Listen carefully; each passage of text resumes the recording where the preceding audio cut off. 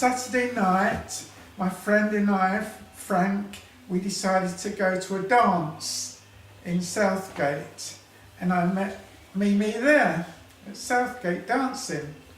I asked her if she'd like a drink, bought her a drink, and then we went out for a date the next Saturday, wasn't it?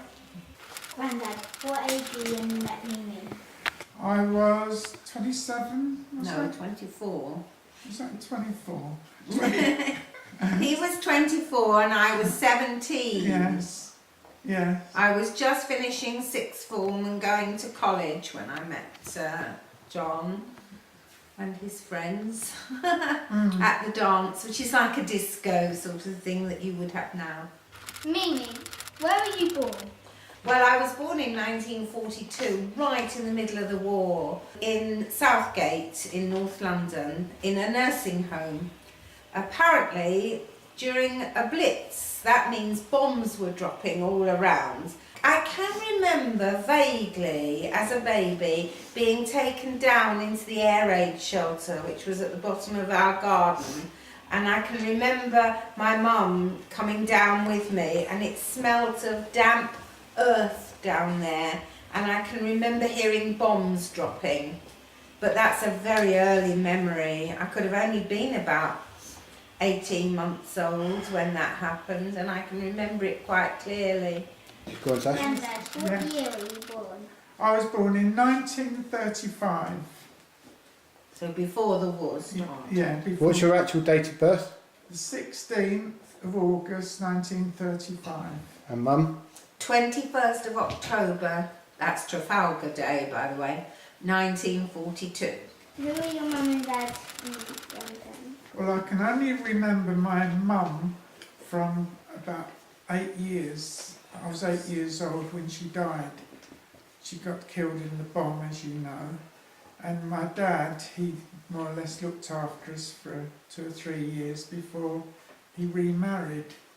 And I had a stepmother. We were bombed out by a doodlebug. Dani knows all about doodlebugs. She learns about it in primary school. And she died then. How did you feel when the bomb dropped on? Well, I was 8 years old and I was very unhappy for a few years, well, a few months anyway, until time heals. And did you have any shelter? You were saved. Oh yeah, we were saved. By- We had like a big steel table. It was called a Morrison shelter. Where did you live after your mum died? In the I went to live with my grandparents in Colindale, and then after that I went to live with my dad's mum in Camden Town, and then we went to live in Hatch End, and I used to walk to school to Pinnerwood, and sometimes I used to go to school and sometimes I think, oh, I won't bother today. I helped the milkman on the way to school and I never used to bother. That's terrible. But after a time I did go to school regularly when my dad remarried and Things settled down things a bit. settled down, yeah. Mimi, what were the names of your mum and dad, and were they nice or were they a bit angry? My mum was called Dorothy Starling, and she was a twin, and her sister was called Hilda. So I had an Auntie Hilda who looked exactly the same as my mum. They were like two peas in a pod, and they were identical twins. So really I had two mums. My mum was a lovely, lovely lady. She did everything for her children, and she was the youngest of 5 children herself. And my dad came from another family of 5 children, and he was the oldest. And he met my mum on the beach at Margate. Before she got married, she and Auntie Hilda worked in Woolworths, behind the counter. And because they were twins, people used to come and stare at them, and my mum hated all that. Auntie Hilda loved it, but my mum hated it. She worked in Woolworths, yes, until she married my dad, and then she never worked anymore. She just brought up children. And my dad was in the London Fire Brigade, and he put fires out all during the Blitz, the war, and the bombs that were dropping on Docklands in London. And you have never seen fires like that. And my dad was up there for 3 weeks on the trot, never saw my mum, because he was putting fires out. He enjoyed his job. He rose to the rank of station officer, and then he became an assistant divisional officer, which is quite high up in the fire brigade. It's like an assistant commissioner of the police. He did really well, my dad. My dad was a butcher. He was the manager of the Co-op butcher's shop in Kingsbury, and he was there for quite a long time. And he started work, my dad started work when he was about 9 years old in the local butcher's shop. He used to deliver the orders and go there after school and wash down the shop, the rails and the blocks and everything, and help to chop up the meat. So he was a butcher from when he was just a small boy. Because his dad died, didn't he? Yeah, he didn't have A dad. anyone, no. And he had brothers and sisters who used to go out to work as well when they were children. To help the mum. Just to help the mother, because she didn't have anyone to bring home money like a husband. And who were your grandparents? I remember my great-grandparents, the Campbells. They were a lovely old Victorian couple. They owned a shop in Margate. They had a post office and general store in Margate, and they were really well known all throughout the town because they gave good customer service, and people used to go there to do their shopping. No supermarkets in those days. And then they had 5 children, and my nan married my granddad Frank, who was a taxi driver, and he didn't have any money, so they didn't do very well. So my dad, being the oldest child, went to live just down the road. It was only about 6 houses away, with his grandparents above the shop. So he used to help out in the shop after school. I never knew my mum's parents because they died.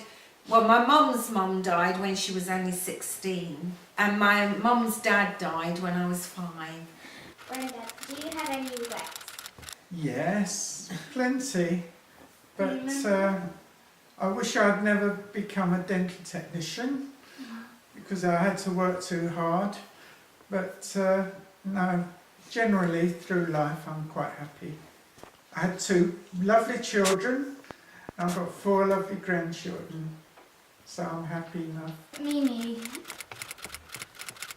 what do you wish you had have done in your life that you haven't done? Well, I think probably more travelling around the world.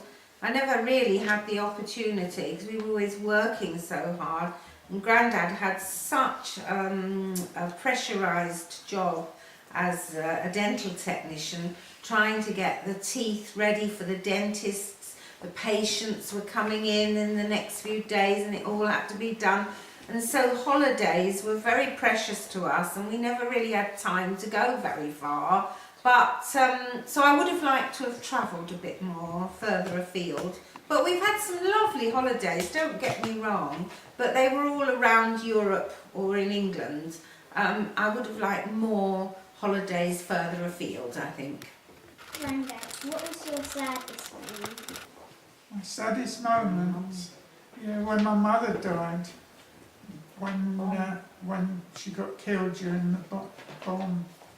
And it took a long time to get over it.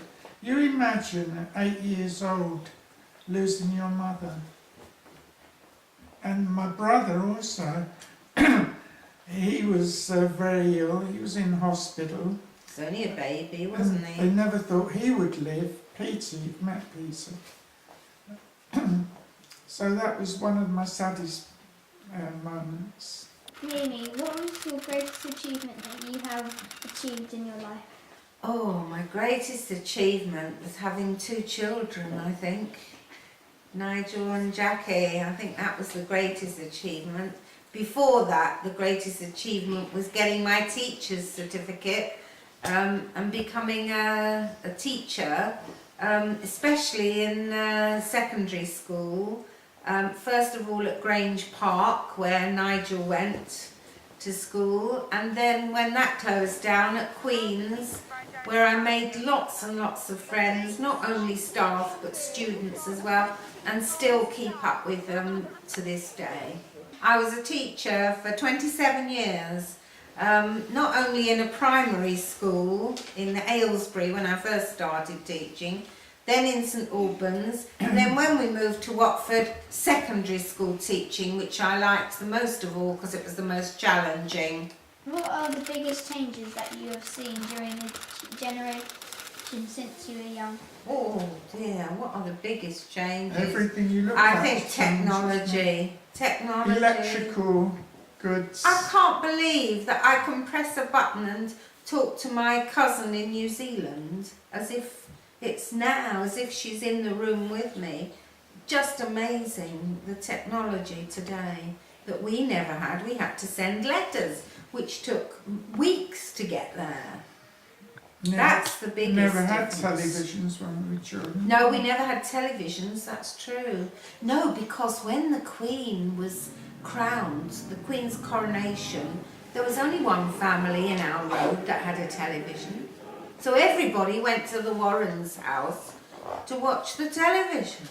Can you believe that? What are the biggest historical events that have happened while you've been alive? What ones do you remember? The ones I remember the most are, as I just said, the Queen's coronation. Remember that quite clearly. Sir Winston Churchill's funeral was something to behold. And Princess Margaret, that was the Queen's sister, her wedding to Anthony Armstrong Jones, you won't believe this, but my dad, being in the London Fire Brigade, went in for a raffle and he won 2 tickets to the wedding. So my mum and I went and sat in a tier of seats in Horse Guards Parade in London, and we could see the wedding go by, all the carriages. It was absolutely wonderful. I remember that day quite clearly. Do you remember when were you watching the TV or something when the President Kennedy Was shot, yes, 1963. I was at college. And I can remember going into our common room at college at Gypsy Hill Teachers Training College in Kingston, and somebody, one of my friends, said, "You won't believe what's happened. President Kennedy's been shot." And I went, "Oh my God, is he going to live?" And they said, "We don't know, he's been taken to hospital." I remember that. And then of course he died. then when Elvis. Oh God, Elvis yes, died. Elvis. And I remember, I tell you what else I remember quite clearly, you might remember this, the men landing on the moon. We watched every minute of that, didn't we, on our television? When Nigel was Nigel was a year old. yeah. When England won the World Cup. Yes, remember that, never forget I remember that. Granddad, what was your proudest moment in your life? My proudest moment was when Nigel was born, really, and then Jackie came along, and then of course the grandchildren. So we're very proud of you all. You've all done very well at school so far, and Nigel and Jackie have done very well in life. They've got lovely homes, and we're very proud of them, both Mark and I. Mimi, what's the best thing that's happened to you in your life? My 2 children and my 4 grandchildren. There's no question that's the best thing that could have happened to us. Who's your favourite out of your 2 children? Don't have favourites. What a dreadful question to ask anyone. Right, I think that will be it for today. Thank you very very much. much. And thank you, it's been a pleasure. And these are the names that were asking the questions. Charlotte, George. your lovely grandson George, Sasha, and me, Daniela. So how do you think it went? I think it went well. They answered the questions very detailed and long. And I've learned a lot from them. Yeah, I never knew lots of things before we had this. And I think it's helped. And I'm going to look back and I'm going to show my children this in about 30 years' time.